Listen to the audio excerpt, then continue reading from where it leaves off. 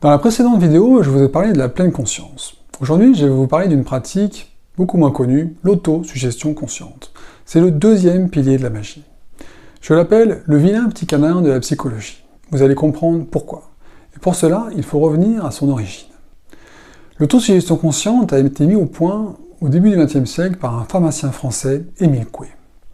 Dans sa pharmacie, Coué observe que l'effet d'un traitement dépend fortement du fait qu'un patient y croit ou non. Il observe même qu'un produit sans substance active peut produire un effet réel si le patient est convaincu qu'il fonctionne. Ce phénomène, c'est l'effet placebo. Il est si puissant qu'aujourd'hui encore, pour prouver qu'un médicament agit réellement, les laboratoires doivent démontrer qu'il est meilleur que l'effet placebo. Coué perçoit très tôt le potentiel de ce phénomène.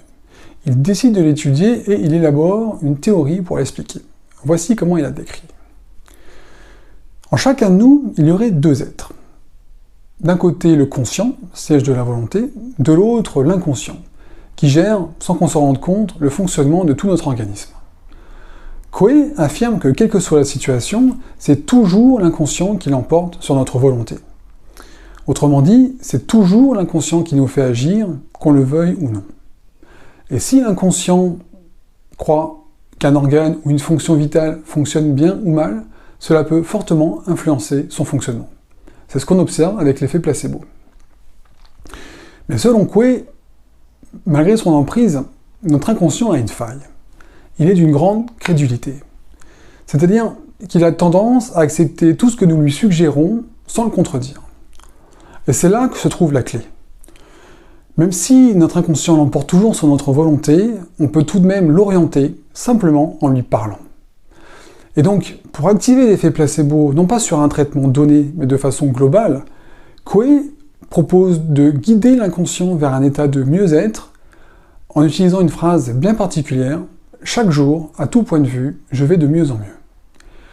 Et pour que cette phrase s'imprime dans l'inconscient, il préconise de se la répéter 20 fois, tous les jours, matin et soir, sans effort de concentration particulier, mais à une voix assez haute pour s'entendre soi-même.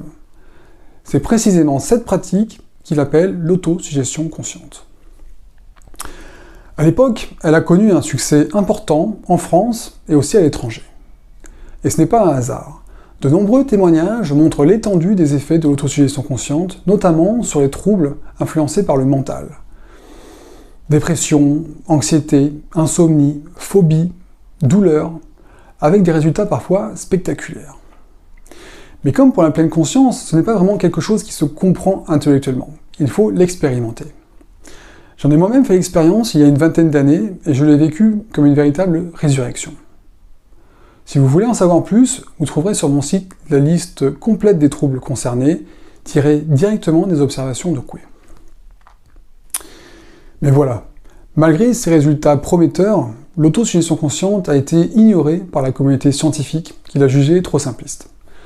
Le travail de Coué a été caricaturé et l'autosuggestion consciente est devenue la méthode Coué.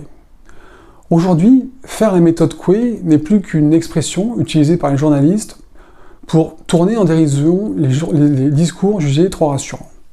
Et dans la culture populaire, on pense souvent qu'il s'agit de se voiler la face devant une difficulté. Pourtant, Coué a mis en lumière quelque chose de très utile. C'est la capacité que nous avons de guider notre inconscient. Et cela n'a rien à voir avec une fuite de la réalité. D'ailleurs, l'autosuggestion consciente, que beaucoup jugent absurde, ressemble à une autre pratique bien plus ancienne et largement répandue, la prière. La prière consiste elle aussi à se répéter quotidiennement des phrases bien précises. Et ces effets sur le psychisme ont été documentés scientifiquement.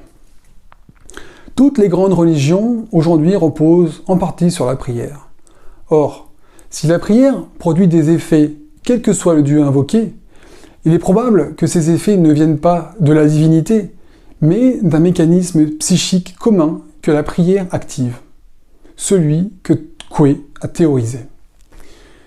Je crois donc que la prière ancre la foi des croyants de la même façon que l'autosuggestion consciente guide l'inconscient.